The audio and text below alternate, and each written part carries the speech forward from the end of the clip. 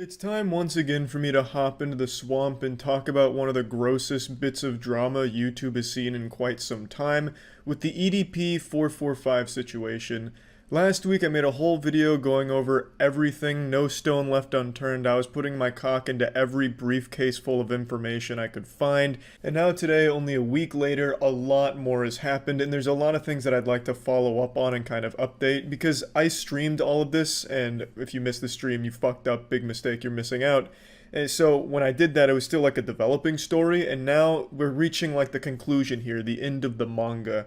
So I just wanted to go over this because it is a crazy story. The EDP 445 situation is like going to a water park, but all of the water has been exchanged for sewage instead. It's fucking gross and yucky, but it's also kind of a wild ride. Before I get into it though, there's something I want to mention. It's unrelated to all this. Today I'm doing a big charity stream for a charity I'm very passionate about called Cure Rare Disease. It's going to be a massive art stream, so if you want to see more masterpieces like this being made for charity, please tune in. It's at twitch.tv/MoistCritikal. It'll be going on when this video goes up and will be happening for most of the night, so please feel free to stop by. The link's in the description. I'll just hit you real quick with a brief plot summary here. EDP-445 was a massive YouTuber who got Chris Hansened by another group online called Predator Poachers. They pretended to be a 13-year-old girl who hit up EDP, and then the conversation got all sexual, and eventually they got him to try and meet with a 13-year-old girl, and that's when they really caught him in 4K. And there's a lot more to it, obviously. Like, there's even an entire saga here in the anime where EDP sent pictures of his shit, his actual shit in a toilet bowl. He sent pictures of that to the 13-year-old girl. Not that that's like super crucial in the story or anything. Like, you know, the FBI is not going to see those shit pictures and be like, well, we fucking got him now. You know, we weren't going to press charges till we saw this awful loaf of shit in the toilet. But it's something that I find to just be so weird and wacky that I can't help but mention it every time I hear or talk about the EDP story.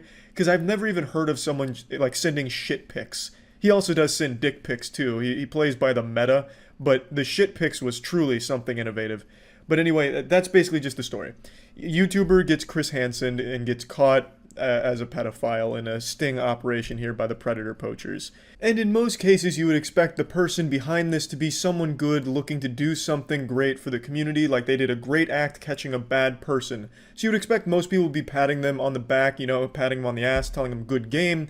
But you can't really do that for the guy behind Predator Poachers. His name is Alex. And since this big bust, a lot has come out about Alex. It's a lot of awful fucking shit. Half of it I can't even begin to show on YouTube because it is really deplorable stuff. Basically what happened is the Spider-Man meme where both Spider-Men are pointing at each other, but in real life. It was like a cliche scene from an action movie right before the villain dies. He's like, I'm taking you with me. That's what happened. So they bust EDP, but then Alex gets busted as well. Tons of clips surfaced from Alex where he was being extremely racist, dropping the N-word, hard R, homophobia. He was being really creepy to a decoy, asking them to do stuff for him, claiming it was a predator asking.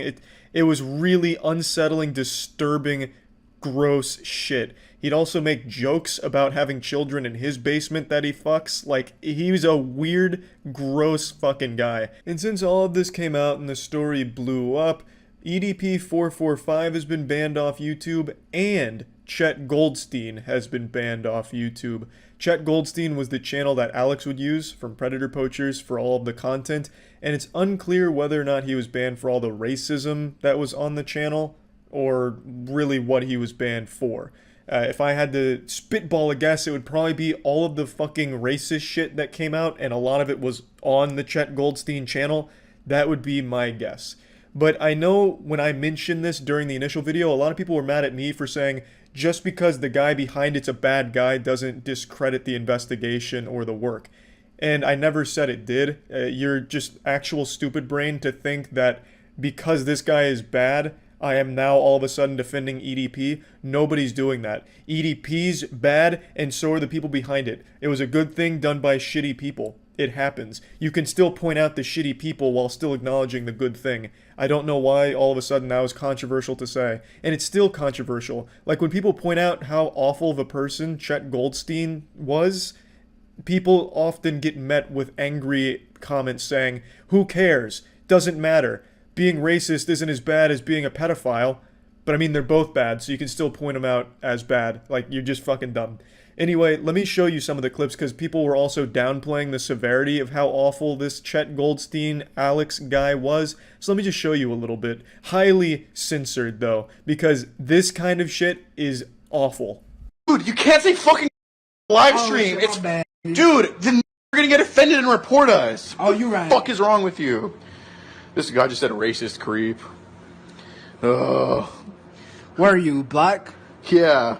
It's probably a fucking angry n or something. Oh, you right. I don't want to eat anything right now. What the fuck, racist for real? I have a 3-year-old in my basement that's like lacking vitamin D. I provide her with plenty of D, just not the vitamin part. Oh no, that's not good either. Oh really? Not if it's a child. Well, I was tired of being a virgin, so what the fuck? Wow. Yeah. Fucking Nick. Oh shit, I said that in front of 216 people. Yeah, the guy fucking sucks ass. Like, he's not a good person. He did a good thing, but he's not a good person. You can point out the good thing and also point out that the person is bad. It's not one or the other. It can be both. EDP's bad. Chet Goldstein, Alex, Predator Poachers Alex is bad. Now, there is one thing I'd also like to set the record straight on. The guy that was with Alex when they busted EDP on camera, the guy that was wearing the mask, he is not associated with Alex. That is a completely different person named CC Unit. He is not, like, affiliated with Alex and his shit. He doesn't, like, sign off on it or anything from everything I've seen from the guy. He just happened to collaborate with them on this case, and unfortunately, like a porta potty being rocked back and forth, got caught in the crossfire of shit. Which is unfortunate because, I mean, he was probably a good guy and probably had good intentions. He's been doing this for a lot of years from what I can tell. Whereas Alex was just looking to capitalize and make money off it. He was pumping merch through it. When you went to the website, all it was payment plans for like Predator Poacher merch and him saying he'll come to your city to do like a stand-up routine and put like a finger in his butthole, smell it and laugh. Like, all Alex wanted was money out of it, and he got like 100,000 subs. He wouldn't even post the video till it got fully monetized. But CC Unit is not affiliated with that. He's completely separate and just happened to be there and collab with him on the day that they busted EDP. So I actually really do feel bad for that guy, assuming that he doesn't have a past like Alex. But from what I've seen, he does seem to just genuinely want to help make the community a better place. Now, don't pump those brakes yet because this ride is still going. You can't get the fuck out of here. This is Mr. Bones' wild ride. This is a never-ending adventure here. The biggest development is absolutely the authorities getting involved and saying that they are going to look into the case. But they also acknowledge that it could be a bit difficult given that this is not a very well-conducted investigation by people that are less than professional, which is a remarkable understatement. Calling Alex less than professional is like calling a shotgun blast to the chest a minor boo-boo. It just doesn't really do it justice. It doesn't really capture the magnitude of the statement. Now, in the initial video, I showed you a couple different examples. One where the Predator Poachers made it much more difficult for authorities to move in and actually apprehend a pedophile. They said that the investigation was so bad that they couldn't really sanitize it and use it, and it just made it a lot harder for them to actually get charges against the Predator. So we've seen examples where the vigilante Predator hunters are really counterproductive to getting a pedophile behind bars, but then in the same video I also showed you an example where they were successful and helpful in getting a predator put away for at least a small length of time. So there's really no way to know where this is going to fall, if it's going to be like this investigation just fucked the case in the ass and now all of a sudden EDP isn't going to face any charges, or if this was actually helpful to the case. Overall, like I said in the last video, I think them going public with it isn't inherently a bad thing. Even if they were just trying to use this as like a spectacle for views and money, bringing it to the public eye was probably the right call regardless, because he was a public figure with a public platform using that platform to prey on kids. So coming public and getting that platform removed from him absolutely was the right call to combating this case in particular. But whether or not that's going to make it harder for authorities to actually put him in jail is what we're going to have to wait to find out. All I know for sure is there are no heroes in this story, but there was a good act done by a bad person, And what a fucking crazy week on YouTube it's been from all this shit. Actually, probably one of the like wildest things I've seen on the platform. And yeah, I just wanted to do a little follow-up to it. I don't know if we'll hear any more about EDP and all this, because I imagine from this point forward it's going to be between him and the authorities, so it probably won't be any more like public drama stuff on EDP, but who knows. Anyway, just wanted to follow this up, and yeah, that's about it. See ya. CritikAL is a YouTuber that probably doesn't need an introduction. I don't need to read the Wikipedia article explaining to you who he is and lore dumping. I'm sure most of you are at least loosely familiar with his content. He's been very large on the platform for years now. And recently, some disturbing allegations have come out against him. Now, the allegations against him aren't exactly brand new. They're not, fresh off the battle bus, hot drop in here out of nowhere. They've actually existed for a little while now, but never actually received a lot of coverage or a lot of attention. Kind of just been sidelined with people not knowing about it or not talking about it until yesterday, when another YouTuber named D'Angelo Wallace gave some amazing coverage breaking down the entire situation here and going over everything that CritikAL is accused of. Someone has been alleging for years now that you, one of the largest commentary creators on YouTube, knowingly committed a crime against her when she was a minor. But YouTubers and viewers alike are ignoring and discrediting these allegations solely because the person making them happens to be an unlikable woman online, Tana Mojo. Yikes. Yeah, that's some pretty awful shit right there. That's a huge allegation that actually has a lot of evidence backing it up, which D'Angelo Wallace covers in great detail in this video. It's not some imaginary nothing burger that someone squeaked out between their butt cheeks to try and ruin CritikAL. It's a serious accusation that appears to have a lot of evidence about it. I'm not here to accuse you of committing a crime in this video because I can't do that based on someone else's allegations. Nobody can definitively take these allegations as proof, but at the same time, they should still be looked at and not treated as an open secret and swept under the rug like you've been doing for so many years now. I think that's a great point. Even though these are still allegations with nothing that's been proven, since there is so much supporting evidence around the claims, it definitely is something that needs to be examined thoroughly because it is a huge deal. And speaking of this podcast, about a month ago, she hosted a live episode in front of an audience, and the conversation turned to you. Who's the smallest you've ever had sex with? Oh my God, no one look at me, CritikAL. I can say that. I was literally 17, I can say that. This clip started making the rounds, and people were understandably perturbed, because if Tana Mojo was 17, you would have been 25. So people started speculating, and Tana decided to set the record straight. I hooked up with CritikAL when I was 17 and he was 25. I'm going to go ahead and break down these numbers here because it seems like people are starting to struggle with math, like teriology starting to pop off with 1 × 1 = 2 and all of that. I'm just going to go ahead and explain this. 17 is less than 18. Thus, that is below the age of consent and is a crime. And I already have seen comments on this situation about 17, who gives a fuck? That's basically 18 anyway. And it's this same dog shit, brain dead, concerning mentality, like your hard drive needs to be investigated type shit that we saw with Dr. Disrespect, where they're like, no one should really care that Dr. Disrespect was talking inappropriately with a 17-year-old.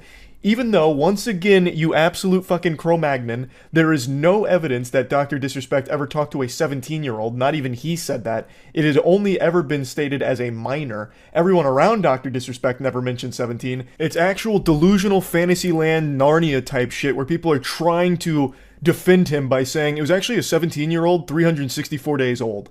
Which is absolute fucking barnacles. Like, that's a load of fish paste. And even still, it's bad. I don't know how we've devolved so much where all of a sudden 17 is now something people try and justify. So like in this case right here, you'll have some drooling, stinky, bumbling morons in the comments saying how it's not a big deal because 17 shouldn't be an issue. You know, like, age of consent over in this region is actually 16, so really, he waited till she was old. Like, it's craziness. It's actually craziness. It is a crime. It is a minor. Still, it's bad. Like, I don't know why that needs to be explained all of a sudden. Now, something D'Angelo Wallace does make a point of here is pointing out that Tana Mojo is not well liked. I am sure if you've been on YouTube for any length of time, you've heard her name and seen a lot of less than stellar things about her. She has a history of lying and putting on a lot of bad stuff and bad behavior.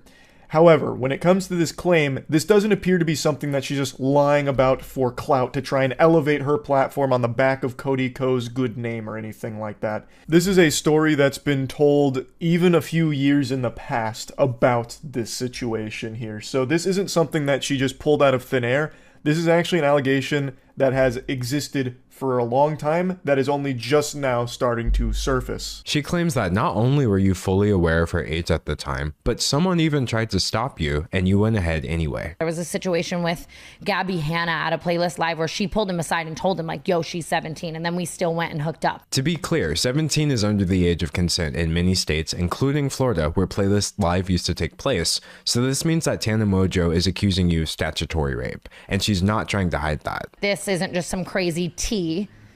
It was a crime. Remember how Tana said that fellow YouTuber Gabby Hanna tried to stop you before everything allegedly went down? Well, did you know that Gabby is actually on record telling the exact same story several years ago? One time, I told a guy, I saw him making out with a girl at a party who was underage, and I pulled him aside and I was like, hey man, you probably don't know, I know she like looks a little older, she's underage. Watch it. And he's like, oh my God, thank you for telling me.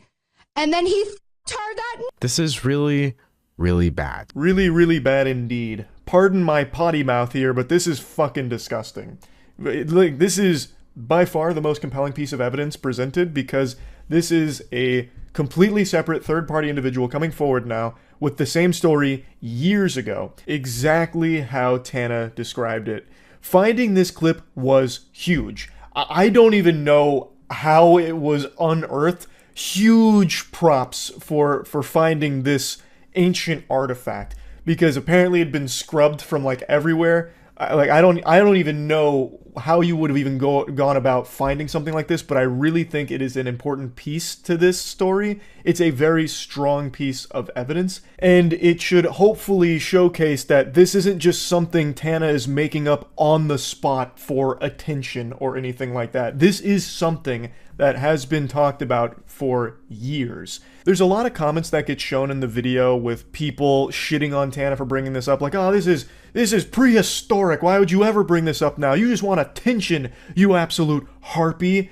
Oh, who cares? This is bullshit. It's all a lie anyway. All you do is lie. Liar, liar, plants for hire. You harlot. Those kind of comments, like unhinged people about this. And I really think that this Gabby Hanna clip that's been provided should shut that garbage down. Of course, it doesn't prove 100%, the authenticity of everything. As D'Angelo Wallace also explains, these are still allegations.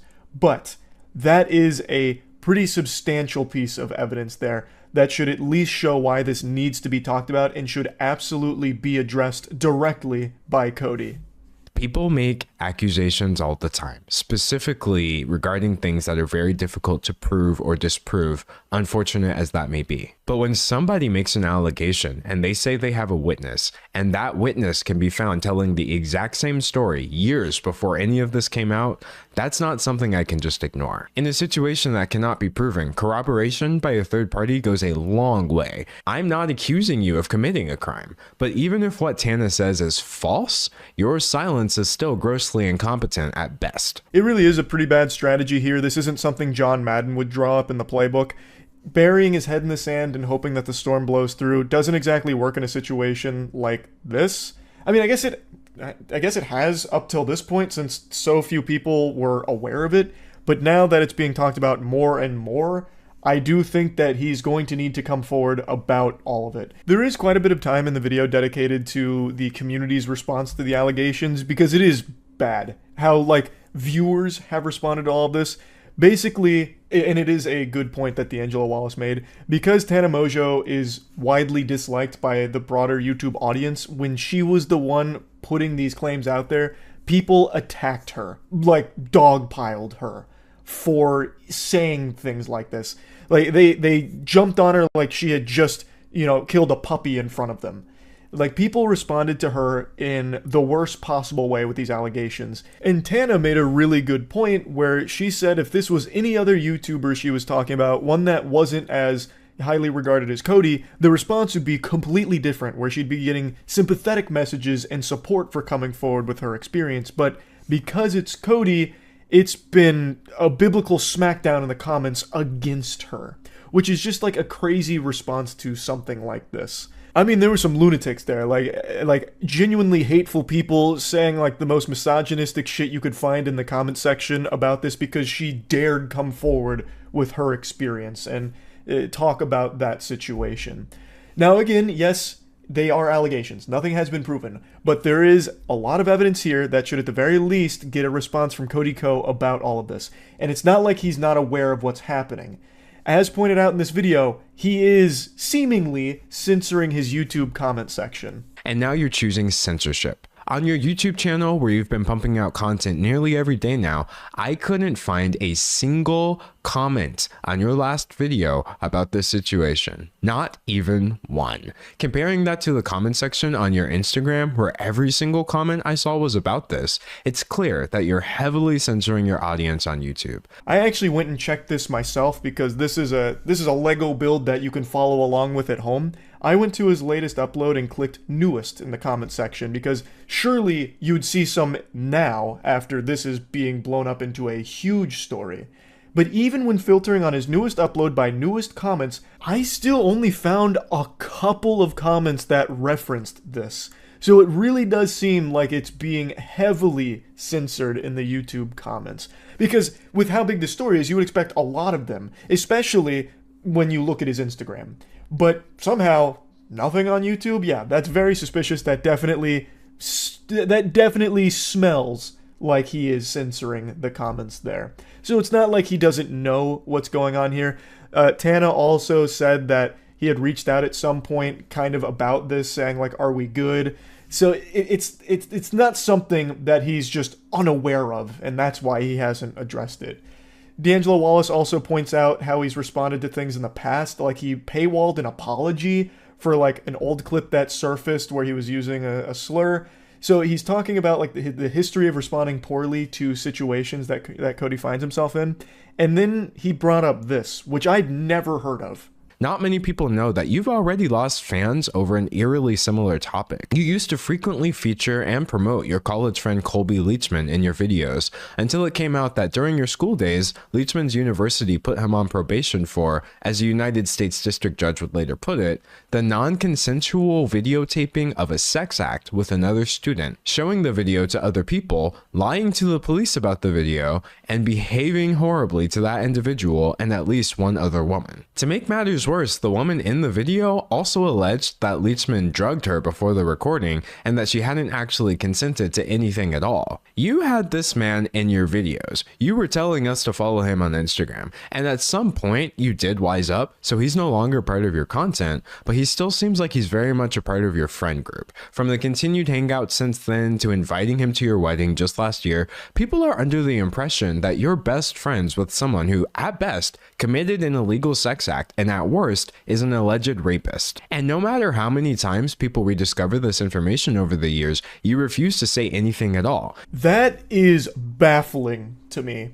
Like, it's one thing to be friends with someone who turns out to be a monster, but once you learn that they're a monster, that's where it should stop. I've said this before. If my best friend Matt turned out to have like a secret double life, you know, a Jekyll and Hyde situation where Matt goes out there and he does something truly heinous, I would cut them out of my life. I wouldn't be able to go forward being friends with someone like that. You know, giving him a fist bump saying, hey, we're still bubble buddies, bro. Like, I couldn't do that. So it's so weird to me that Cody can, and when people have talked about it in the past, apparently Cody has just ignored it. That is very, very odd. I haven't seen a single channel over 1 million subscribers do so much as acknowledge that this situation exists. And I'm not talking about channels that never would have discussed something like this either. I mean the same channels that were rightfully calling out people like Dr. Disrespect for texting a minor, which are the same channels that are now completely ignoring a scenario with an even bigger creator being accused of doing something much worse. D'Angelo Wallace makes a point a couple times in this video about the silence on this subject being staggering, considering in the YouTube ecosystem there's tons of commentary channels that'll cover a wide variety of topics, sometimes rumors that aren't nearly this serious, you know, like a 2-part docuseries on that time Markiplier allegedly pooped without peeing, or In my case, I'll make a whole rant going over how aliens probably aren't visiting us via theoretical warp drives to haunt our boners.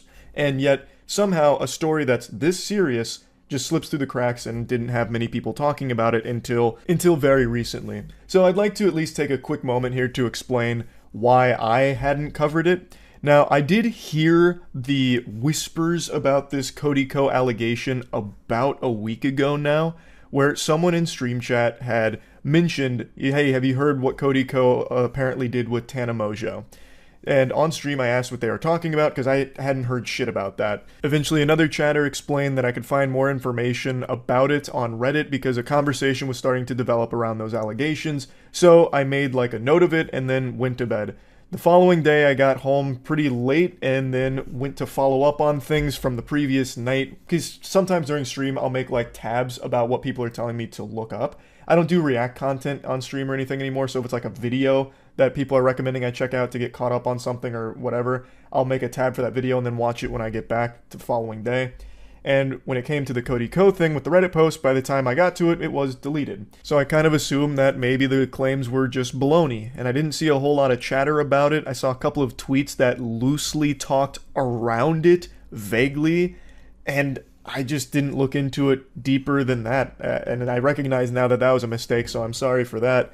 But I just didn't find a lot of information at the time, until, of course, last night when D'Angelo Wallace posted the video covering all of this. So I know the speculation has been made that the reason people aren't talking about the Cody Co situation is because he's a channel that a lot of people respect and is friends with a lot of the community. So no one wants to speak out against their friend or a channel that they respect so much, thus they're trying to help, bury it or not let it, erupt into the mainstream. For me, that wasn't the case. When I went looking for the info after that stream, I didn't find anything, and I didn't do a big enough dive on it to access it, so I just kind of stopped looking, which, again, was a mistake, clearly. I've talked about Cody Co's content in the past. I've liked his content. I respected him as a content creator, but I'd never say that we were friends or anything.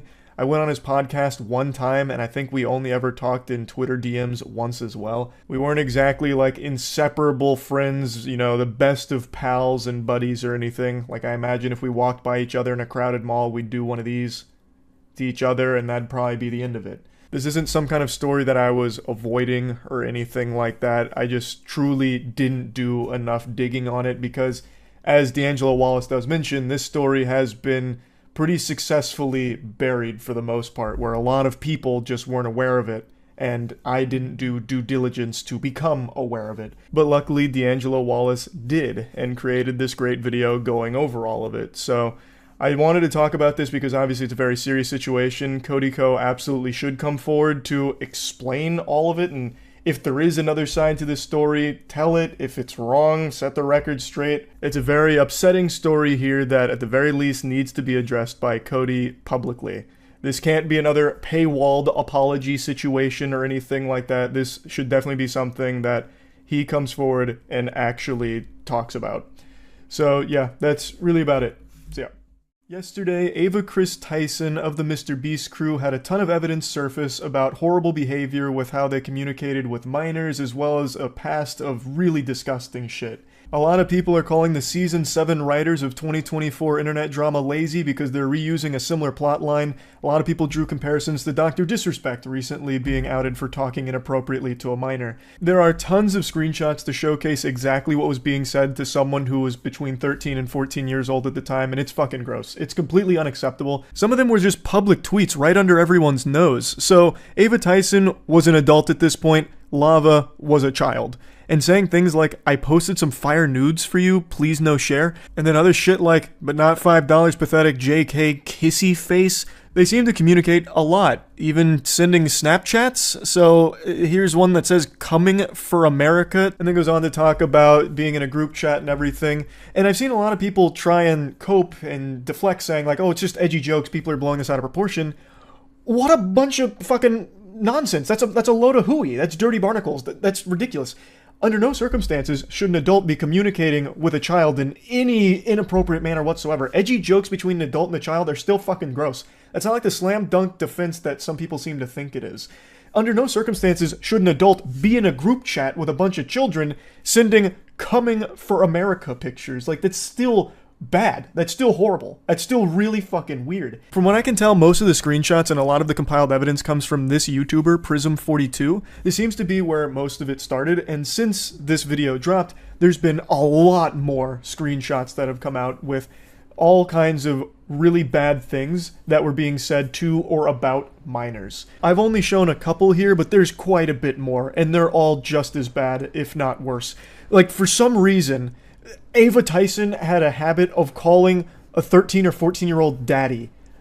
Like, you can't just write that off as being, like, quirky, inappropriate, edgy jokes that people are blowing out of proportion. That's unacceptable. It's indefensible. Now, the 13, 14-year-old in question for a lot of these messages is someone that has come forward to give their own accounts of the situation, and according to them, they don't believe that they were groomed or anything bad was done on the part of Ava Tyson or anything like that. And I'll just go ahead and give my take on it here. I talked about it on stream, and I'm not trying to be some kind of armchair psychologist because I'm just, at the end of the day, a little reptile brain idiot. But I really do feel like in a situation like this, it's very difficult to process just how inappropriate or unacceptable something was when you lived it. I imagine that it's very difficult to view this as the person that you communicated to so closely for so long was actually evil or doing things that were wrong. But in reality, no child should have this kind of relationship with an adult where you're joking about sending nudes to a minor or making edgy jokes about coming for America. So while the person here might not feel like a victim, it really is completely unacceptable that Ava Tyson would be communicating with them like this. It really is, no matter how it's spun. Now, it is important to mention that right now, most of the evidence is screenshots, so I guess there is the chance that some could be faked, but some of them seem very hard to fake, like there's a video going through a Snapchat conversation with Ava. There's also confirmed things that were publicly tweeted from their account over the years, which I'll get to now. And it was also revealed that Ava Tyson had a history of being a Shadman enthusiast. Since all of the tweets have been deleted, it makes it very difficult to find the times that they communicated with Shadman or talked about Shadman and the art, but I did find this from Mudahar's video, who went to the Wayback Machine and showcased this tweet. And Mudahar censored it because the character does not appear to be over the age of 18. For those of you that know that name, that might have just triggered a Winter Soldier moment in your brain with your eyes rolling into the back of your skull, because it is so foul. Shadman was an artist who drew child porn. Now, when you hear that, a lot of people think that you're talking about lolly or lolly hentai type shit, which is characters that look like little girls but are actually 5,000-year-old vampires. Like, that's the meme. Fucking sipping from their Mountain Dew going, uncultured swine. You see, it's not actually a real child. This is a victimless crime. This may look like a 4-year-old girl, but you don't understand the lore. She's actually coming from a sophisticated line of goblin ogres, and she is over 400 years old. So it's completely legal, and you're weird for thinking that it's weird. But with Shadman, he wasn't drawing lolly. He was drawing real children sexually. So one of the most infamous cases was when he drew Keemstar's 8-year-old daughter in a pornographic setting. That actual fucking lunatic drew porn of an 8-year-old girl. That's not hearsay or anything. That is something that actually happened. And you know what's even crazier? I talked about this on stream. A lot of people supported him publicly. Like, a lot of people defended that. Back when Shadman dropped that revolting dog shit, there was a lot of people that were pumping their fists saying, "Go Shadman! It's Keemstar, who cares? Doesn't matter, he deserves it anyway. Shadman, do you take requests? Can you do this person's underage daughter next?" He received applause for drawing child porn. Let that shit marinate for a moment. So anyway, Ava Tyson has publicly tweeted about lolly, and in particular, there are tweets of Ava Tyson talking either to or about Shadman. A lot of the tweets are gone now because the Twitter account has been nuked, but there are archives of a lot of them. And one thing that still persists, and one thing that a lot of people have been showing, is that Ava Tyson may have actually commissioned a piece from Shadman, or at the very least, purchased a piece from Shadman. There's a clip from a Mr. Beast video where there is Shadman art hanging on the wall, belonging to Ava Tyson. I censored the close-up of the art for obvious reasons, but this is something that is irrefutable. The only question about Ava Tyson and Shadman's connection is whether or not a piece was commissioned or purchased. But at the very least, a piece was owned by Ava Tyson. And I don't think there's any wiggle room to just explain this away as some kind of innocent whoops-a-daisy moment of being ignorant of what the art was. With Ava Tyson having publicly talked about content and art like that, and then also owning a Shadman piece, I don't think it's some kind of coincidence. Like, I don't think it was an accident and they didn't know Shadman drew child porn. I really don't. And then yet another disturbing video surfaced where they had actually made a video a long time ago that linked to revenge porn of Jeanette McCurdy. The story is she sent pictures to her boyfriend, her now ex-boyfriend, and he leaked them out. And but the link's in the description if you want to see them. I mean, I'm not endorsing people to go look at somebody else's private business, but I know that you know, people might want to see them, so it's there if you want it. That's crazy. That's astonishing. Sharing revenge porn publicly and trying to spin it like, well, some people might want to see this, so for you degenerates, I posted the link in the description. If you want to check that out. But you'd be weird to do that, and I'm not endorsing it. That's unhinged. Completely unhinged. So all of this started to hit the mainstream. More and more people started sharing screenshots as well as other chat logs, all kinds of things with a history of communicating inappropriately with or about minors. And in response, a couple hours ago, Ava Tyson did make a statement, and this is what was said. I would like to apologize for any of my past behavior or comments if it hurt or offended anyone. It was not my intent. Seeing recent events, we've mutually decided it's best I permanently step away from all things Mr. Beast and social media to focus on my family and mental health. That is kind of a textbook non-apology. It doesn't address anything. It doesn't talk about anything. It's just like this blanket boilerplate statement about stepping away.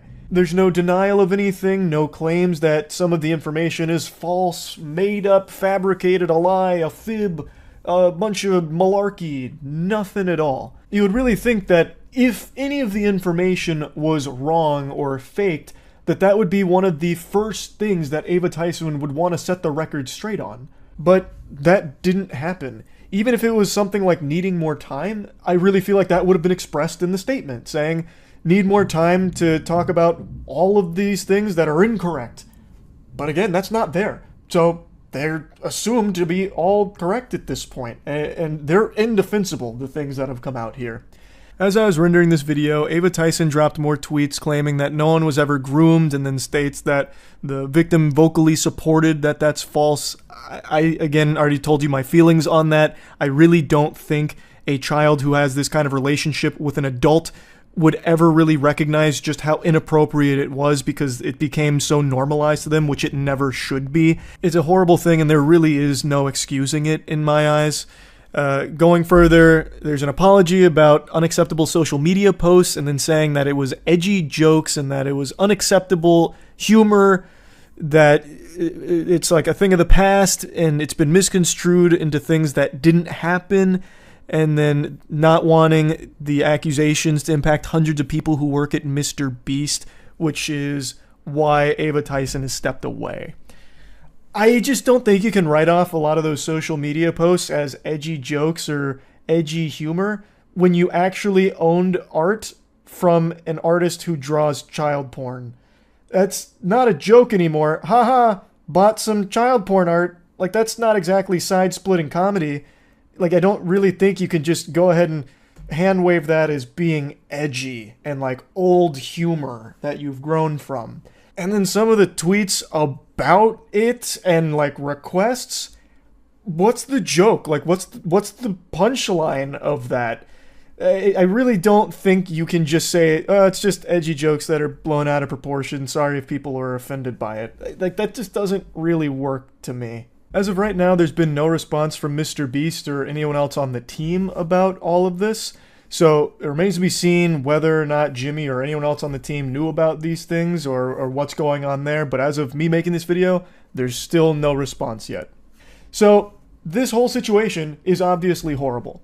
And there's a little bit more I want to talk about here, and it's something I didn't even think I'd ever need to talk about, but I guess we've reached this point in the internet where this is necessary. I've been being attacked on Twitter, just fucking dogpiled, about my ignoring the situation and refusing to speak on it, being too much of a coward to talk about all this, which is crazy to me.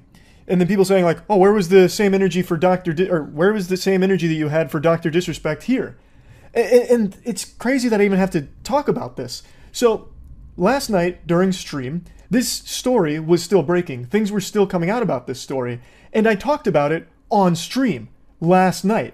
The same day all of these pieces of evidence were surfacing. I talked about it immediately. Once I became aware of what the evidence was out there and what the claims were and what was going on, I was talking about it right away.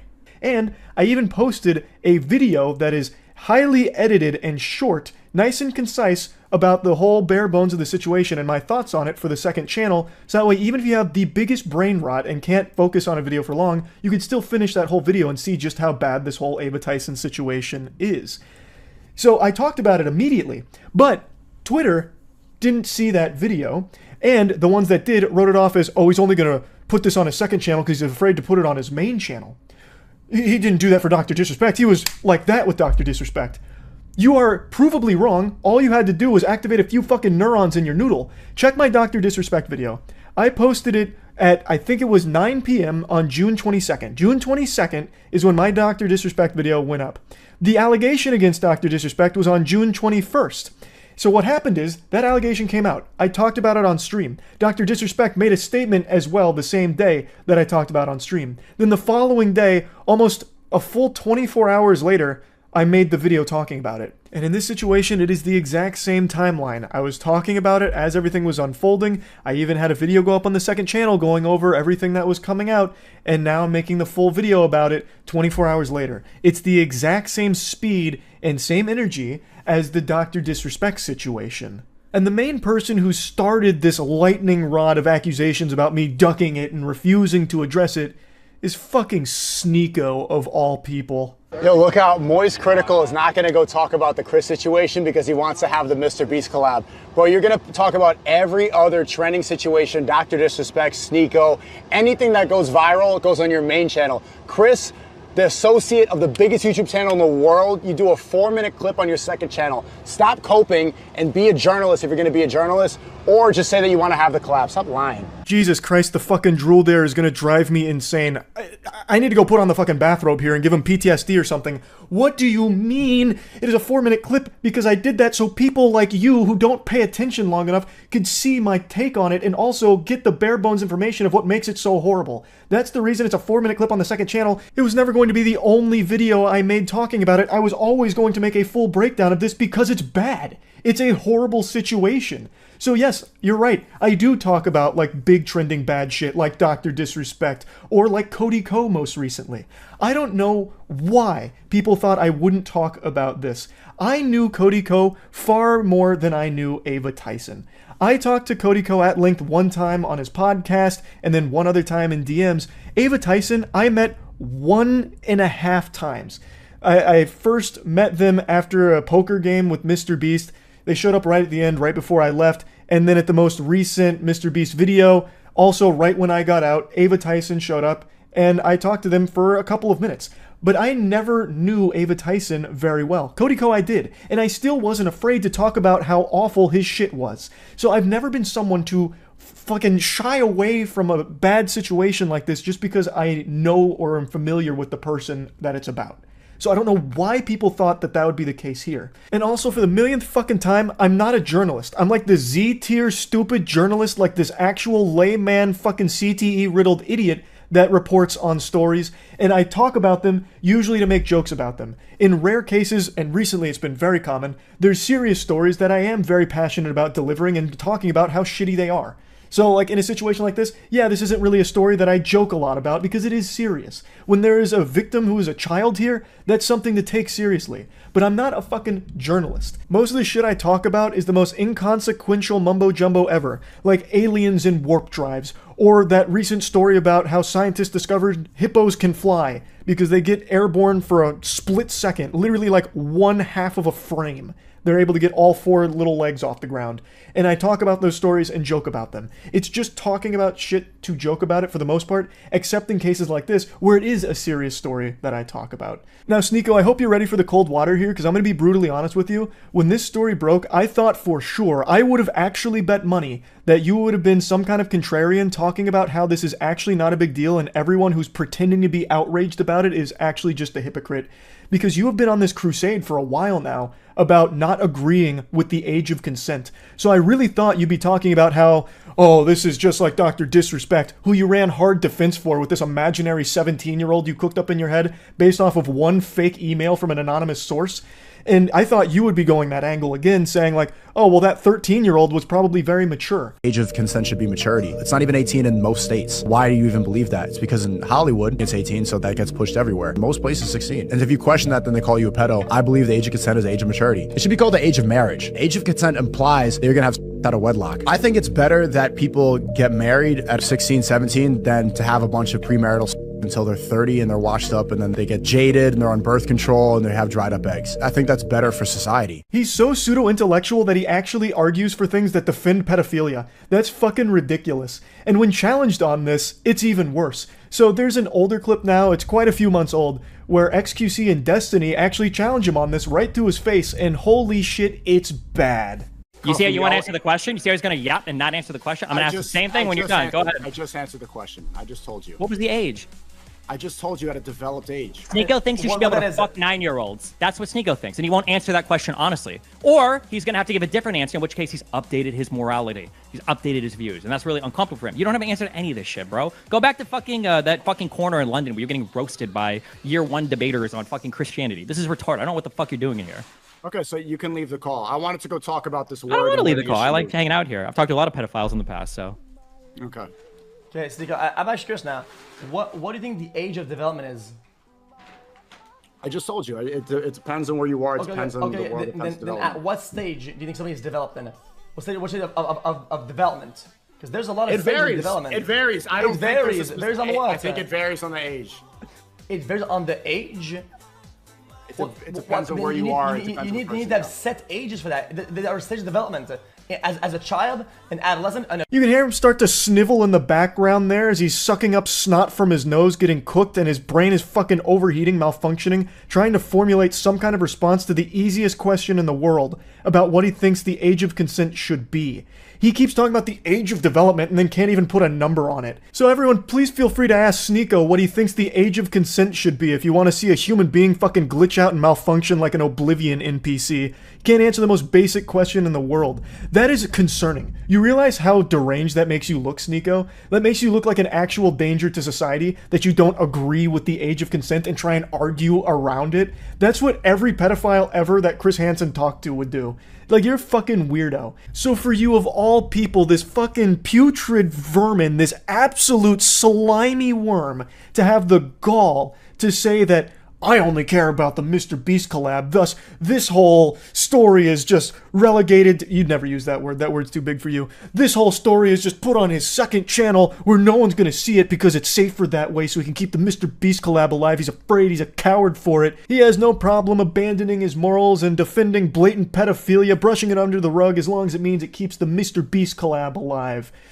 For you to make insinuations like that, and even claims like that, is fucking unhinged, considering you make actual pedophile defense arguments constantly, and you have publicly put on the clown makeup and worn white knight armor complete with the shield to defend Dr. Disrespect when he himself publicly admitted to messaging a minor inappropriately. It's fucking insanity. It makes me want to spit that I even have to talk about this, but it became such a huge, fiery issue on Twitter about me specifically that I felt the need to have to include this in this video, which should have been entirely focused on everything Ava Tyson has done and why it is so shitty. But now I've had to dedicate a sizable chunk to talking about these claims against me, about how I'm not going to talk about it and was not going to talk about it until pressure from Twitter forced me to, even though I had talked about it as it was developing and even mentioned on stream I was going to make a video on it. So to bring it all back to what should actually be the focus, the Ava Tyson situation and how horrible it is,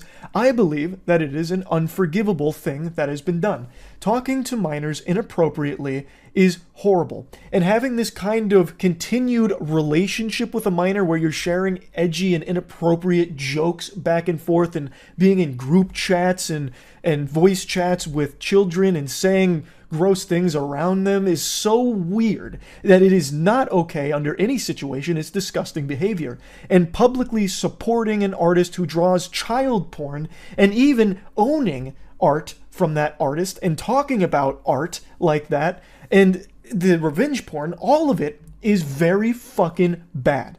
It's horrible. I'm not pulling any punches here on my feelings around it.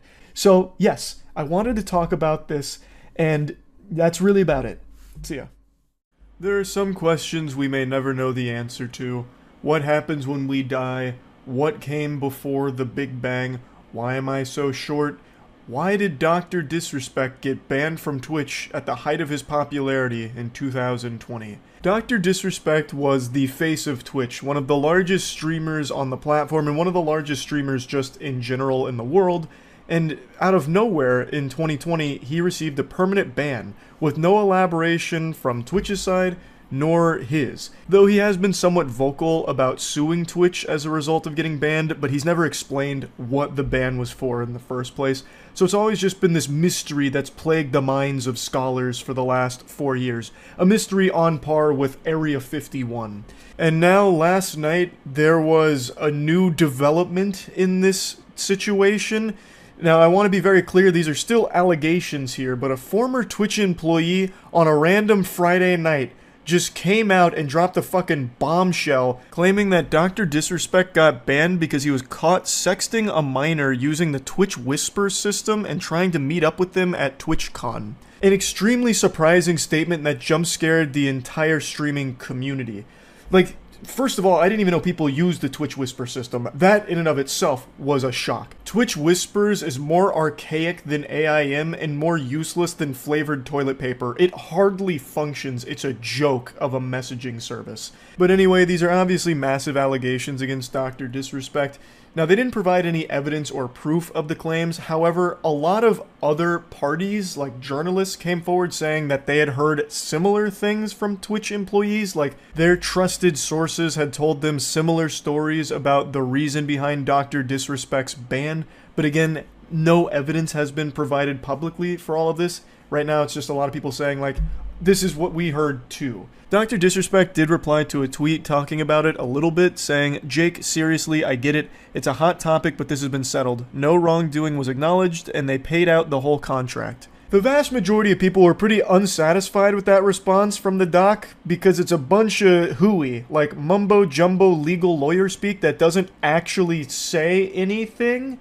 Like, instead of saying he didn't do what the claims are, like he didn't sext a minor, he said no wrongdoing was acknowledged, not that no wrongdoing happened. And then mentions that Twitch paid out the whole contract, which I think the reason he threw that in there is to try and illustrate that Twitch ended up settling with him and paid out his whole contract, which must mean that he was in the right legally, I think is what he's getting at, but it's so obtuse and still doesn't shut down the claim that has been made against him.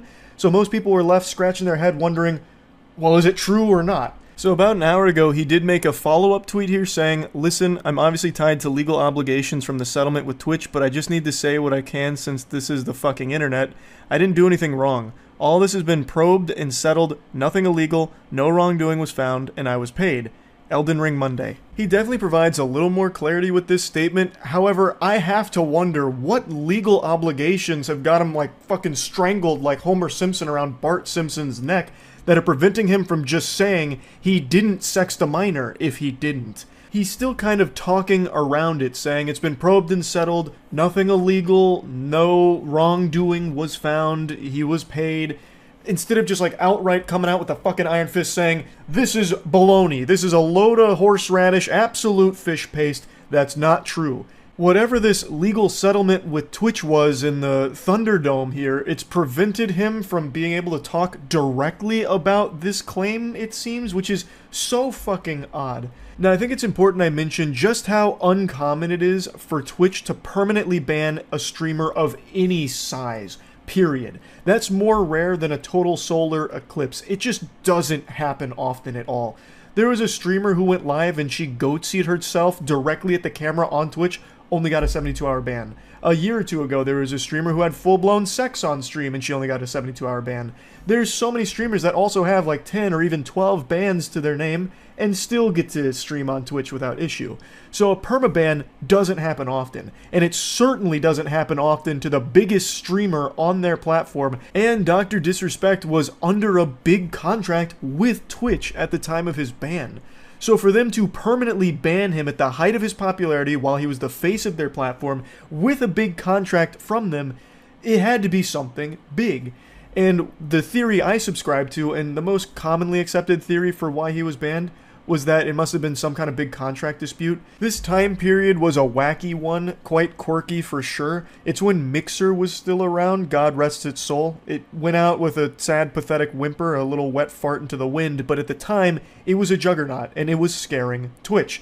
It had recently bought Ninja off of Twitch to Mixer, it bought Shroud, and there was a little bit of a panic from Twitch, who then started issuing massive contracts to streamers on their platform to keep them there and away from Mixer. So the idea was that maybe Dr. Disrespect was talking with Mixer about a huge contract buyout, and it pissed Twitch off, so they banned him and wiped their ass with that contract, which led to Dr. Disrespect suing them for it, but Twitch in the settlement made sure that he kept his mouth shut about it. That was the main theory most people believed, again, myself included, and now this has come out. And again, there's no evidence to support the claims, but with a handful of other people coming forward saying they heard a similar reason behind his ban, it's got a lot of people believing that it must be accurate. Now, if it is true, it does also make Twitch look pretty bad here, in my opinion, because this is a situation that deals with child safety on their platform, and if the face of their platform was sexting a minor through their Whispers service, I think Twitch has a responsibility to explain what they're going to do going forward to ensure that kind of shit doesn't happen again. Though I guess there could again be some real fucky nonsense in the legal proceedings that followed. I have no clue, really. But in the event that it is true, it still makes it seem like Twitch was covering up for the face of their platform being a predator. And that's not a good look for Twitch. So I guess it's also possible that Twitch wanted to bury this as well to not take some kind of reputational hit in the public eye. Especially, I guess, during 2020 when Mixer was around. So I guess that's possible. I do, however, think now that this allegation has come out, whether it's true or false, I think this is going to be the start of the information around the ban coming forward, either from Twitch or Dr. Disrespect here, because this is such a massive allegation. So someone's going to come forward to set the record straight one way or the other is what I think will probably happen here, but I could be totally wrong. It could be another 4 fucking years before there's even a peep about the Dr. Disrespect Twitch ban mystery. But something I've seen a lot of other people talking about is they're surprised that Twitch was reading Whispers in the first place. I don't think anyone should be caught off guard by that. In the current day and age, everything you send through any service can easily be accessed by that service and is most likely being accessed by that service. All of your data is constantly being harvested and sold. I thought everyone knew that by this point. So in this case, Twitch having access to the Whispers and reading them and then taking action from them isn't like an unheard of concept at all. It's just a matter of not that's the reality of what happened, if this is a true claim or not. But anyway, I just kind of wanted to go over where everything's at right now. It's kind of just a complete mess, so I guess we'll see as the story develops. That's really about it. See ya. Wow. What a crazy day this has been. So I'm sure pretty much all of you that clicked on this video already know about what's happened with the Dr. Disrespect situation.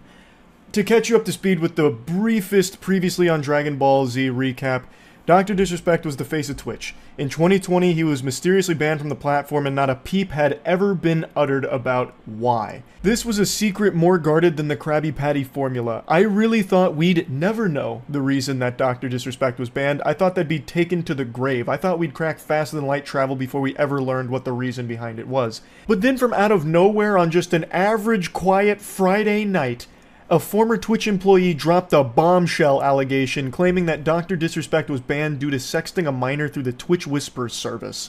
Now, there was never any screenshots or evidence provided to support that claim. However, some other parties came forward saying that they had all heard a similar reason behind the ban. Dr. Disrespect then made a response to that statement, which was less than satisfactory for most people with a functioning frontal lobe because he talked very vaguely about it and didn't actually outright deny the claim at all. So then he made a follow-up statement which aimed to provide a little more clarity, but it was still pretty vague, and both of these seemed to have like a lot of legalese talk to him to try, like, kind of tiptoe around the topic itself. So both of his responses, like the tweets, weren't received overly well. It was like he just kept stepping on a rake like in a cartoon and hitting himself in the face. He wasn't doing himself favors with his statements. But then the credibility of the source of behind this allegation started to be called into question because people did digging through their Twitter and found out they'd actually been dangling this carrot in front of their audience about they know the reason Dr. Disrespect's been banned, and if you buy tickets to their concert, they might reveal it. So then people started to question that, and then today, Dr. Disrespect released another statement where he admitted to the claim of talking to a minor through Twitch Whispers inappropriately. However, he denies that there was any real intent behind the messages, which is a crazy thing to say. Like, if any of you have watched To Catch a Predator, you'll recognize that tactic, that little maneuver right there, because that's something that was pretty frequent on that show. When a predator went down and talked with Chris Hansen, a lot of them said that same thing pretty much. Like, oh, no, I didn't mean any of that. I was actually just teaching them a lesson about talking to strangers and the dangers of it. There was never any real intent behind the things that were said. Like, that's a very weird thing to try and say. So let's just go through his statement first, though. The Twitch ban. Hello, I'd like to make a statement. Let's cut the bullshit. As you know, there's no filter with me. I've always been upfront and real with you guys on anything that I can be upfront about, and I'm always willing to accept responsibility, which is why I'm here now. First and foremost, I do want to apologize to everyone in my community, as well as those close to me, my team, and everyone at Midnight Society Game Studio. For those that don't know, I forgot to mention this in my, lore exposition on this. His company that he founded, Midnight Society Game Studio, which had been working on a game with him for a long time, announced yesterday that they were going to be terminating him after they conducted an investigation, and after they assumed his innocence, found something through their investigation that made them uncomfortable keeping him around, so they let him go. So that's why he's mentioning them here. A lot of people have been left in the dark about what happened yesterday with Midnight Society and I, and we made the painful decision collectively to have me step down. Our team is full of incredibly talented and good people that have high career ambitions and families. I'd never want to jeopardize the culture we have carefully crafted. Now, before getting into the rest of this, I do want to mention, Midnight Society themselves said that he was terminated. Here he's saying that he stepped down like it was a mutual decision. I don't know if this is like a you can't fire me, I quit type of situation, you know, turn in the badge and the gun and go your separate way as a lone wolf, or what? Like, there's just a bit of a discrepancy whether he was terminated by Midnight Society or if he himself and them left on good terms where he agreed to step down. Ultimately, the point is, he's no longer associated with that studio anymore after they conducted their own investigation into the subject. Everyone has been wanting to know why I was banned from Twitch, but for reasons outside of my control, I was not allowed to say anything for the last several years. Now that 2 former Twitch employees have publicly disclosed the accusations, I can now tell you my side of the story regarding the ban. Were there Twitch Whisper messages with an individual minor back in 2017? The answer is yes. Were there real intentions behind these messages? The answer is absolutely not. These were casual, mutual conversations that sometimes leaned too much in the direction of being inappropriate, but nothing more. Nothing illegal happened, no pictures were shared, no crimes were committed, I never even met the individual. I went through a lengthy arbitration regarding a civil dispute with Twitch, and that case was resolved by a settlement. Let me be clear, it was not a criminal case against me, and no criminal charges have ever been brought against me. Now, the doc actually edited this statement twice. So initially, he posted it with the word minor in it, saying, were there messages with an individual minor? The answer is yes. But then shortly after he published it, he edited the word minor out of it. So he removed that. He redacted it like a fucking CIA document, trying to bury it, just snapping it out of existence. So then it read, were there messages with an individual? The answer is yes. But people were quick to notice the edit. And you can actually check edit history on Twitter, which I didn't know you can do, but you could clearly see that the original no longer matched the current one because he took the word minor out. So when people caught him red-handed, he just edited it one more time to put the word minor back into it. Now, there is a lot to say about just that small chunk right there, but I'm going to finish reading the statement first before we really dive into the weeds of it. Now, from a moral standpoint, I'll absolutely take responsibility. I should have never entertained these conversations to begin with. That's on me. That's on me as an adult, a husband, and a father. It should have never happened. I get it. I'm not perfect, and I'll fucking own my shit. This was stupid. Now, with all this said, don't get it mistaken. I've seen all the remarks and labels being thrown around so loosely. Social media is a destruction zone. I'm no predator or pedophile. Are you kidding me? Anyone that truly knows me knows where I stand on these things with those type of people. Fuck that. That's a different level of disgust that I hate even hearing about. Don't be labeling me as the worst of the worst with your exaggerations. Get the fuck out of here with that. But I think I've said what I needed to say regarding the ban itself. That's it. That's why Twitch made the decision in 2020. To my team, community, industry friends that have supported me, I apologize. I wish I could have said all this sooner. You guys have always shown me and my family love and support throughout all these years. We love you guys like you can't imagine. I have the best community and circle. If any of this has made you uncomfortable, I get it. You don't have to support me anymore, but just know you have always been greatly appreciated. Trust me when I say this. To all my haters that live and breathe social media with zero real-life experience, I don't give a fuck about you. Finally, if you're uncomfortable with this entire statement and think I'm a piece of shit, that's fine. I'm not going anywhere. Actual Wolf of Wall Street energy. I'm not fucking leaving. And I'm not the same guy that made this statement all those years ago. I'm taking an extended vacation with my family as mentioned on stream, and I'm coming back with a heavy weight off my shoulders. They want me to disappear. Yeah, fucking right. He tries to close this statement with a really hard, cheesy 80s action movie one-liner. They want me to disappear. Yeah, fucking right. Granny shifting, not double clutching like you should. You're lucky you didn't blow the welds off the intake. I'm not leaving. It's really kind of ridiculous to put that there with accusations like this. These are super serious.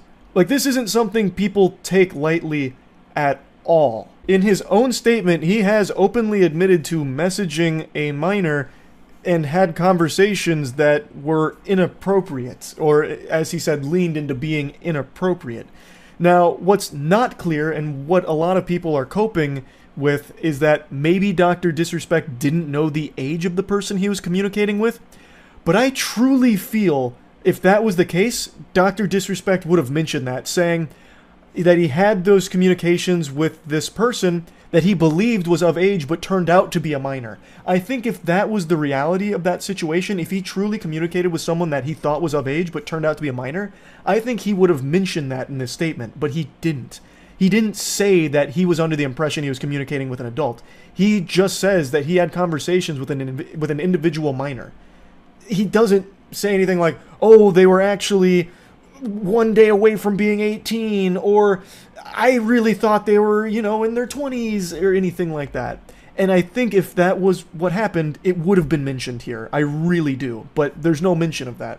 So it's hard to give that benefit of the doubt that he didn't know, because I think he would have mentioned if that was the case. I also think it's pretty telling that some of the closest people to Dr. Disrespect are coming forward saying how unacceptable it was and distancing themselves from him, because if he didn't know that he was communicating with a minor, he probably would have told them at the very least, but they're not saying that either. So here's Robert Bowling, one of his business partners here, saying, if you inappropriately message a minor, I cannot work with you, period. I promised to only act on facts, and I did. So I just really don't think there's a whole lot of wiggle room about Doc not knowing that he was communicating with a minor. Like, I feel like there's been plenty of opportunities now for that information to have come out from somewhere, but nobody is saying that other than people theorizing and hoping that maybe that's the case. But Doc himself has never said that that was a possibility. He'd never even hinted that he didn't know the person's age, and the people closest to him aren't saying that either.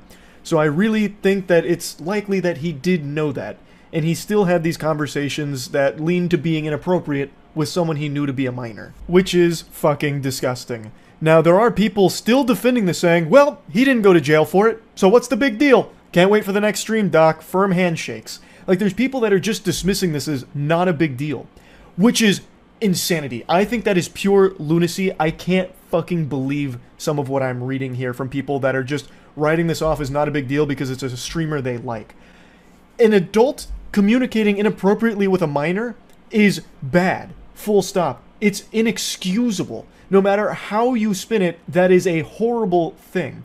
Now, he may not have met up with the minor in question. However, was that his decision? Was he the one that decided not to meet up with him? Because with the information that's been come out, now, again, keep in mind, we don't have access to the chat log, like the conversations that took place, but from all the sources that have come out from, like, Bloomberg and all of that, it sounds like the conversation they had did talk about meeting up at TwitchCon. So, that right there shows pretty real intent to meet up with this person. And who knows, maybe it was the minor that ultimately got uncomfortable with this whole thing and called it off, not the doc. We don't know for sure. The only thing we do know for sure with what the doc just confirmed is that he was talking inappropriately with a minor, which is a terrible, terrible thing. And even his closest friends are saying they can't defend it, it's inexcusable. And they're right. It is inexcusable. But there are still people trying to defend it, as pathetic as that is. And Dr. Disrespect claims that he's going to come back at some point. And I have no doubt when he does, he's still going to have a massive audience. I can already tell, based on the amount of people jumping through hoops trying to find ways of justifying this and spinning it in ways where he doesn't look evil. Which is impossible, but they're doing their best. So I know when he comes back, he will probably have tons of viewers and tons of donations out the fucking wazoo, saying things like, keep your head up, doc, don't let cancel culture get you down. It's just a fucking cancel culture mob that came after you. You're a victim of that mob, that's it. Which is just so unhinged. He has openly admitted, in his own words, to inappropriately talking to a minor. It's just craziness. So, that's the update to this whole Dr. Disrespect ban situation. That's really about it. So, yeah.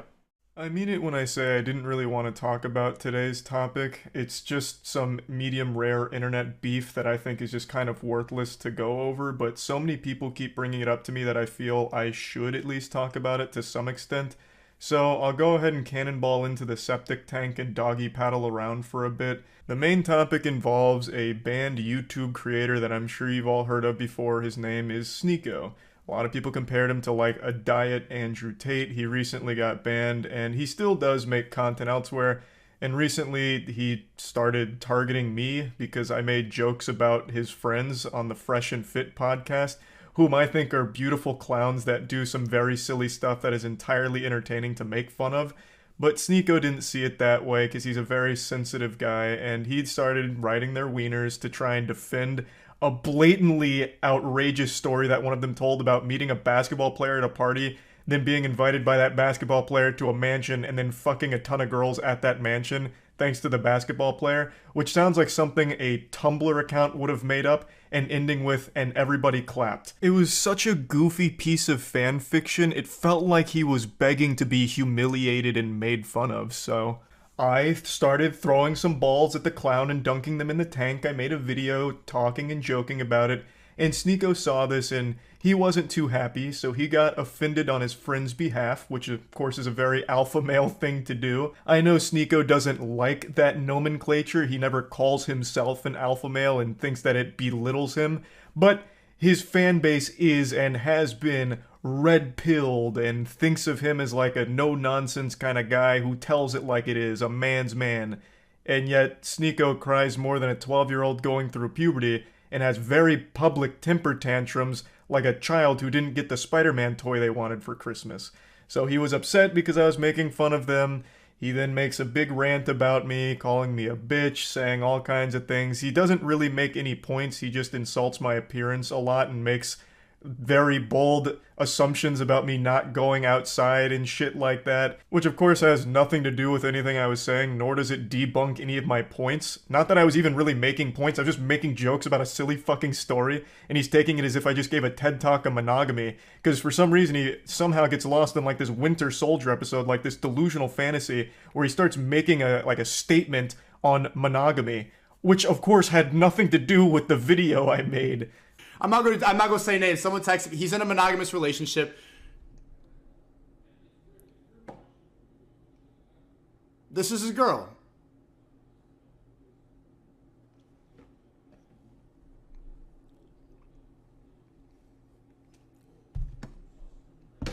So there you go. I mean, I told you, like, I could hear it in your voice. The fact that someone doesn't have to abide by those rules. Someone could go and fuck a lot of bitches.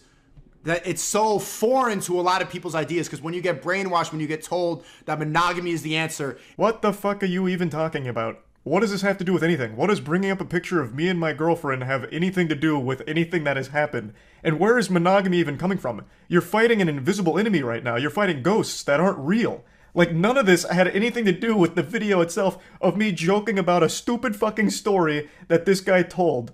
Like, it's so weird, and he's been mad ever since, as I understand it. I, of course, don't really watch him, but I keep getting updates on Sneako not being happy, wiggling his finger saying, I don't really like this Charlie guy anymore for this. Now, like I said, because so many people keep bringing this up to me every day, I felt obligated to at least, you know, talk about this a little bit and engage with the drama, even though I don't really want to.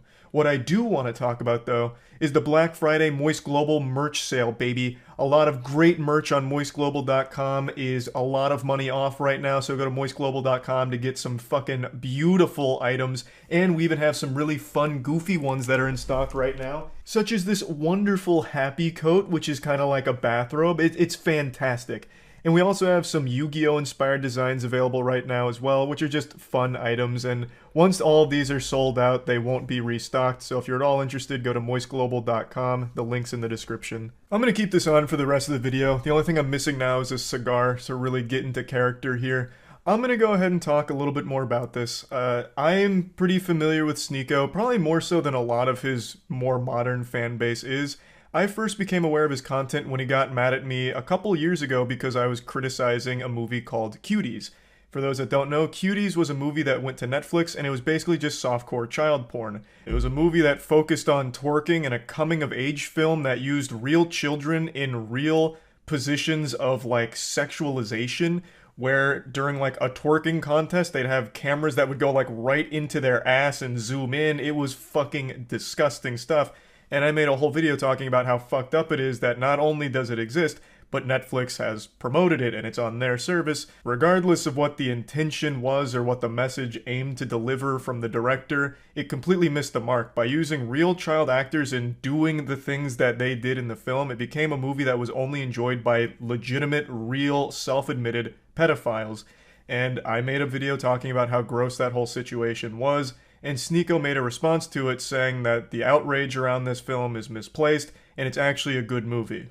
Americans are like, this is deplorable. I saw this commentator, Penguin Zero, who I actually like. There's not a lot of good commentators, but he's like, this movie is deplorable. There's nothing good about it. There's nothing. And it's like he didn't even watch the movie. It's just like he only saw the clips that were going to piss him off. Or he just got so triggered by the provocative imagery that he just, deplorable. Come on, man. Like, don't you see the reasons why she's doing what she's doing? Sneako has said multiple times, even in his most recent rant, that he does like my content, though I'm pretty sure he just says that to cushion the blow and, like, tiptoe around it, like, before insulting me. Just in case there's anyone in his chat that likes my content, he wants to make sure to not make them upset, so he makes sure to preface it by saying, well, I actually do like him, but... and then goes on to get super personal about it. This was my first real exposure to Sneako, and it's also the reason I don't care what his opinion is of me, because it's coming from a man who likes cuties. So why the fuck would it matter if he thinks I'm a bitch or anything like that? It legitimately couldn't mean less coming from a guy who openly defends a softcore child porn production. Okay, if I ever wanted to get canceled, this is the video. I saw Cuties last night and it was pretty good. It's a pretty good movie. I went in ready to hate like everybody else. I saw the cover and I got clickbaited. So did you got clickbaited. The thing about Cuties is it's not an unrealistic film.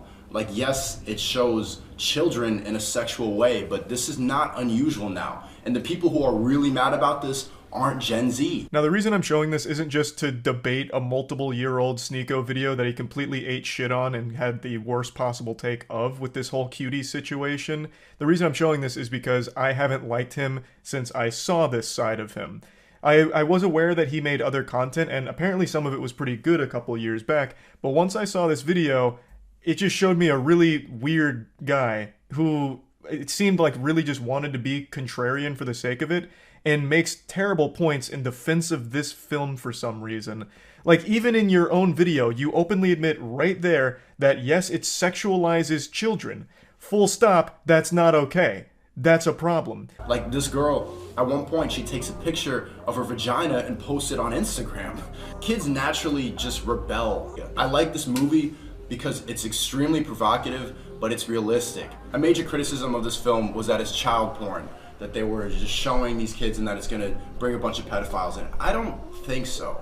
I don't think so. Not more than anything else that's on the internet now, or not more than beauty pageants in America, which still exist and are exactly what you see in the film. Do you go to beauty pageants to watch the kids, Sneeko? I certainly hope not. Just because the beauty pageants, which are fucked up, completely agree, just because those exist in the real world doesn't mean that that's justification for this movie. I feel like that should be obvious. You can't use this whataboutism like, oh yeah, Cuties has a lot of sexualization of children, but what about, you know, child beauty pageants? I mean, those are out there in the real world, so what's wrong with Cuties being on Netflix? I won't show you any more from this video, it's dog shit all across the board, but there is one more thing I'd like to highlight. Even when Sneeko started to rise to popularity, I didn't pay too much attention because, again, in my mind, he will always be that guy that for some reason fights for this film, which is just fucking weird.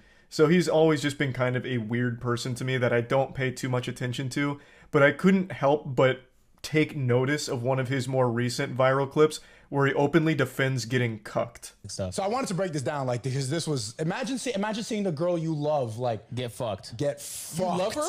Yeah, I do. I love it. Yeah, I love her. I was about to say I love this bitch. I'm like, no, let me not say that. I love my wifey, my queen. And you allowed the love of your life to get fucked by another man. What happened to the other agreement? I'm crazy. The first time, as soon as I saw it, like 3 pumps in, I just got up and walked out. I'm just like, I can't do that. Like, feeling traumatic thoughts, like seeing her with another person. It's a lot. But I think it's something everybody should do just to test. You know what? It is a legitimately super sad thing to sit there and listen to because Sneeko is very clearly bothered by that whole situation, but is trying to play it off like a deeper message, like, no, this is actually a good thing, and in fact, I recommend every guy out there try letting their girl get fucked by another man. Then you'll know if it's real, if this is the person you want to spend the rest of your life with. It is fucking tragic to listen to. Now, I want to be clear, I have absolutely no problem with open relationships. I think everyone should be completely within the right to handle their relationships however they see fit and whatever makes them happiest. Contrary to what Sneeko thinks about me, I have legitimately no issue with open relationships at all. But what Sneeko's talking about here isn't so much an open relationship, it's cuckoldry. You have watched your girl get fucked in front of you on at least 2 occasions that he talks about here. And you were right next to her, watching her get fucked, and one time you were so upset about it you had to leave the room after the 3rd pump, you said. You're clearly not really alright with this situation. You're for some reason forcing yourself to be okay with it. Like, I'm not trying to sit here and be an armchair psychologist like you try to do against me during your rants, but it really seems like you don't like it. And yet, for some reason, you're also trying to celebrate it and promote it like a good thing. It's just super sad. Like, if you're fucking other girls and she's fucking other guys, that's one thing, but you being in the same bed that she is fucking another man in and watching her, and then even talking about how, like, upset you were about how much she was moaning and the deep eye contact she was making with the man she was fucking in front of you, like, you're not really okay with it, it sounds like. So stop trying to pretend to be, and stop trying to make it seem like this is a good, healthy thing for everyone that everyone needs to try. It's just pretty sad. So this is always in the back of my mind when he starts critiquing my relationship, or really any relationship for that matter.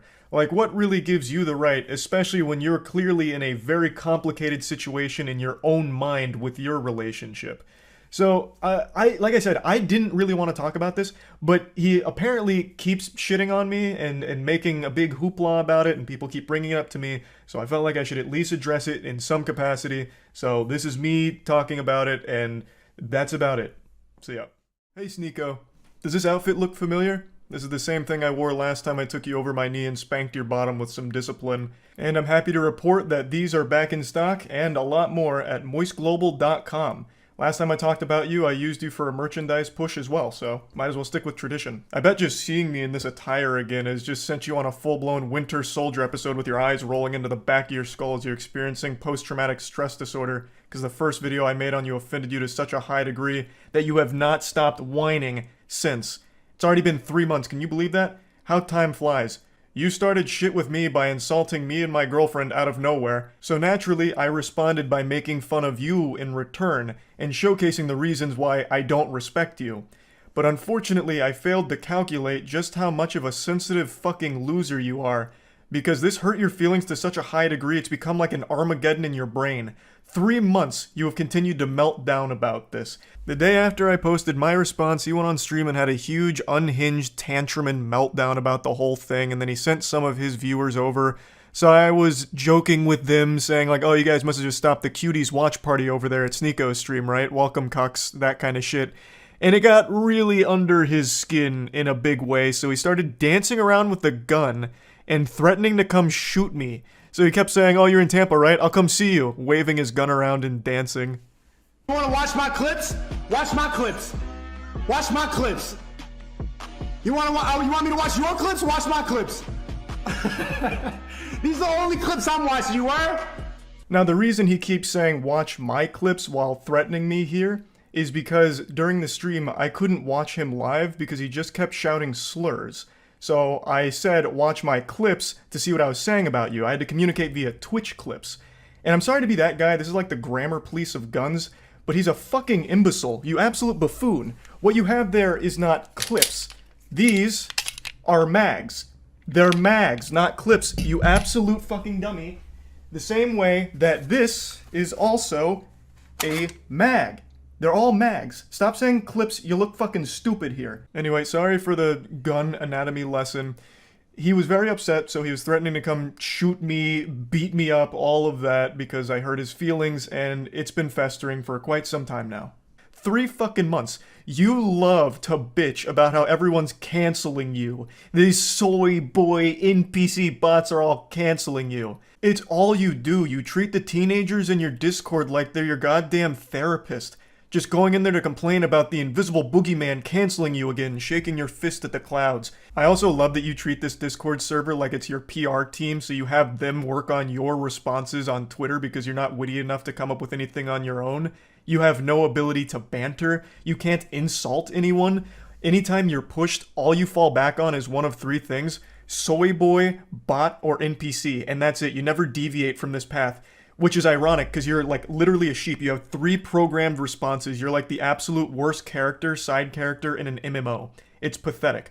But I'm getting sidetracked. You love to be super public about how much you hate antidepressants and you shit on anyone who takes antidepressants, but with the way you talk in your Discord server, I'm pretty convinced that you're only 2 or 3 messages away from asking your community to source antidepressants for you under the table to help with all this mental anguish you're going through. And I think that'd honestly be a good idea. It might help you.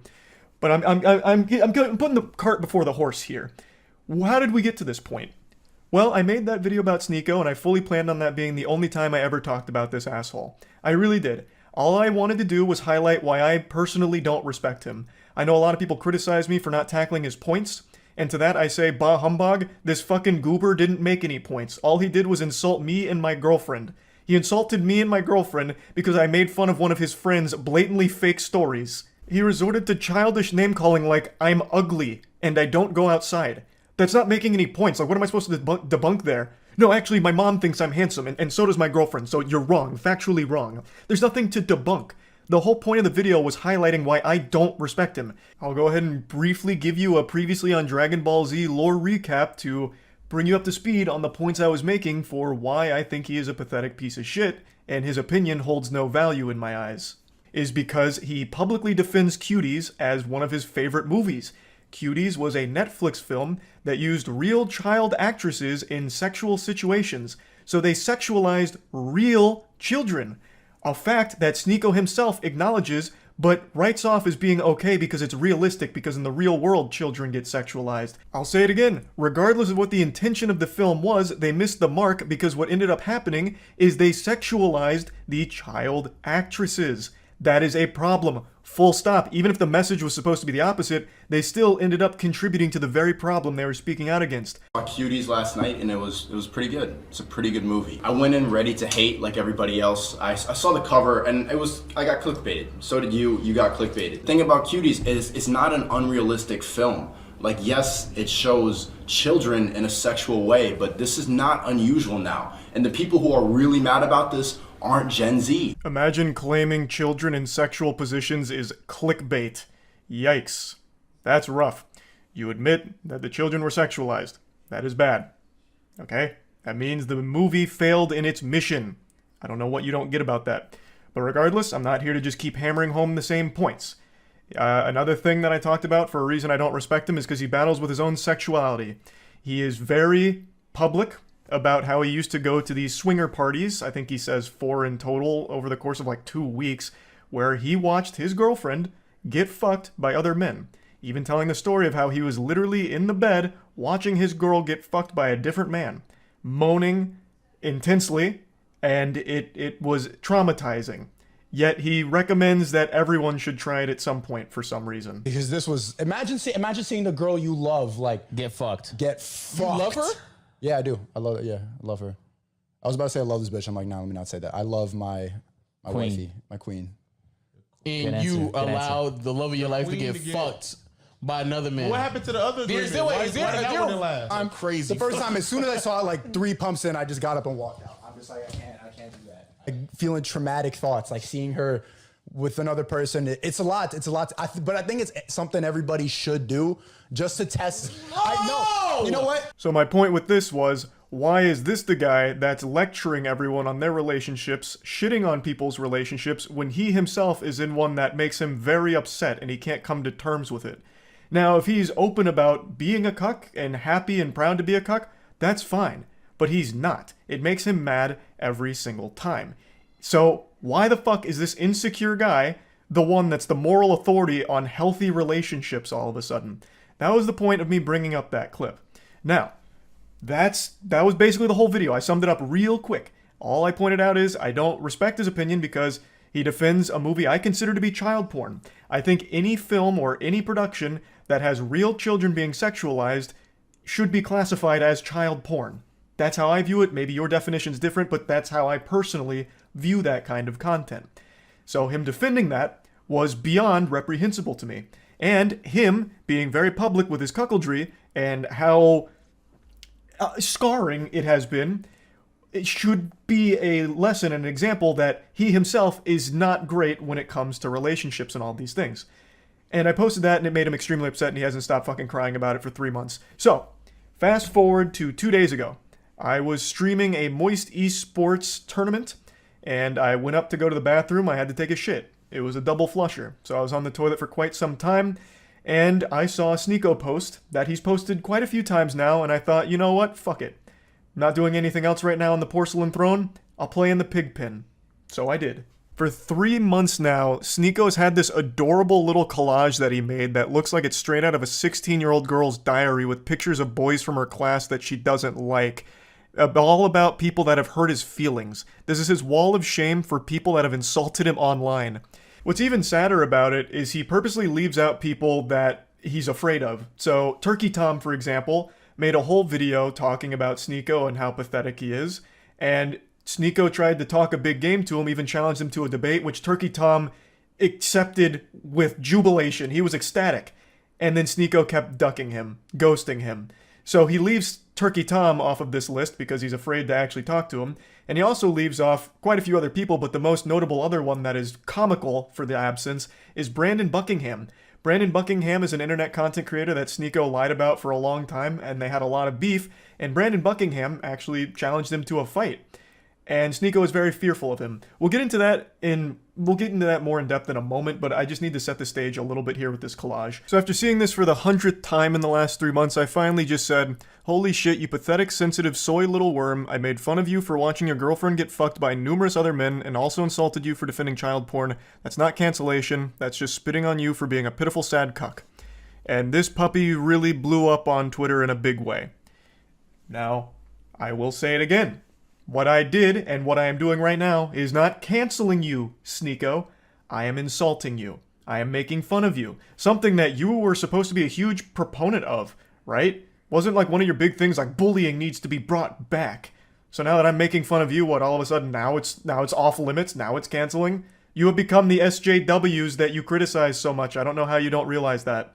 We continue. He says, you know in your soul you would never say that to my face. To which I respond, you literally have a collage of people that hurt your feelings on the internet. You haven't stopped whining about me for months now, you goofy NPC. Even if you beat my ass in a fight, it doesn't change the truth. You're still a cuck who also defends child porn. I think this is important to talk about, and I just talked about it recently. When you are getting your feelings hurt and your immediate response isn't to fire back with insults, jokes, whatever, it's to challenge someone to a fight, you've taken a huge L. You've shown that the person has got under your skin, and the only thing you can resort to is a caveman brain of, I'll beat you in a fight. Sneeko, you beating me in a fight doesn't unfuck your girlfriend from the numerous men that had sex with her in front of you. It doesn't do anything. Everything I've said still stands. Nothing changes. It doesn't even salvage your ego. All it is a pathetic fucking attempt at attention. And I don't think you believe half the things you talk about. I really think Sneeko just panders as much as possible. He himself doesn't even stand by the things he talks about. I really don't think he has any beliefs of his own. He just echoes what he thinks is going to get him the biggest audience / the most money. That's what I think. So this puffing out his chest of challenging me to a fight is clearly attention. That's what it feels like. Because you don't have the same energy for Brandon Buckingham. Brandon Buckingham is more than willing to fight you any day of the week. But with him, you don't want to do that for some reason. Why? Do you not stand by your beliefs when it comes to Brandon Buckingham? He has said all the same things about you that I am saying about you. So why is he exempt? Why don't you want to fight him? That's so weird. This is what you said about Brandon Buckingham and fighting him. And then finally, when Brandon Buckingham is down to meet Sneeko, he's there to box him. They're both similar sizes. Sneeko would now rather just sit at home and tell jokes behind his computer. I'd rather sit at home and yell at a camera, tell jokes than, risk my manhood falling flat for Brandon Buckingham, if I lose the fight. So now it's suddenly cool to just stay at home and keep it all online. The full video here from Willie Mack is an absolute masterpiece on laying out every pathetic thing that Sneeko has ever done, said, or everything ever. So I highly recommend checking it out. I'll put a link to it in the description. It's a banger. So, as you can see, the people he's confident in fighting are ones that he feels confident he'd win against. I'm 5'6", I think he's 6'1", so the height advantage he feels very confident with. And he has every reason to. He would probably beat me in a fight. But like I said, that doesn't change anything. Everything I've said is still true. You are a cuck, self-admitted, and you have defended cuties publicly, which, by more than just me, by many, is considered child porn. You're pathetic. Beating me in a fight doesn't change any of those facts. I've also been super vocal about how I don't want to fight. Like, I'm not afraid to say, like, I don't want to get hit in the head, right? Like, I'm afraid of taking headshots. It's probably a super normal fear to have, so I'm averse to going into a boxing match, especially one that's just a clout-driven spectacle like this. That'd be completely fucking worthless. And I've been super open about that, which I'm sure you know since you keep saying that you've watched my content, so you probably know that I was never going to accept a fight in the first place. Especially since you're, like, significantly taller than me, right? Like, it wouldn't make any sense. And even though you would probably beat me in a fight, you're certainly not beating me in, like, an aesthetic physique competition, because goddamn, I blow your ass out of the water. Look at this fucking anime character physique I'm rocking. Meanwhile, you're over here with that Abercrombie & Fitch from 1998. Now, in Sneeko's credit, he did start going to the gym recently. Maybe I inspired him, and you know what? That's great. I'm glad I could have a positive impact on your life like that, Sneeko. Getting into the gym is a fantastic thing, and you're going to feel so much better. And I know you'll start seeing results soon as long as you keep at it. And then finally, our last exchange goes very similarly to the others. You're not special from the other 10 soy boys who say the same thing. If you got a problem, stop talking on the internet. Let's solve it. So I said, got your Discord still working on responses? Brother, I have no problem. You started it and I made fun of you in return. You're upset about publicly admitting to cuckoldry and get mad at me for bringing it up. You should be mad at yourself instead. Have some self-reflection. Which it's true. I don't have a problem. You literally started it, Sneeko, and you even asked your audience to let me know everything you said and send me your clips. You actually asked for a response, and then got super upset when my response was a little too mean to your feelings. How is that not the ultimate cuckoldry? Like, even more so than your girl getting clapped by 1,000 men. How? Like, how can you, with a straight face, still call other people soy boys? I'm not kidding, I really didn't want to keep talking about you, but you won't stop talking and crying about me. It's sad. I understand you have a humiliation fetish, so hopefully this whole thing has helped you orgasm one more time from all of it. I don't think it's fun dunking on you, Sneeko. I don't. And I'm certainly not canceling you. But you keep doing this. So you forced my hand to make fun of you again. But anyway, that's about it. See ya.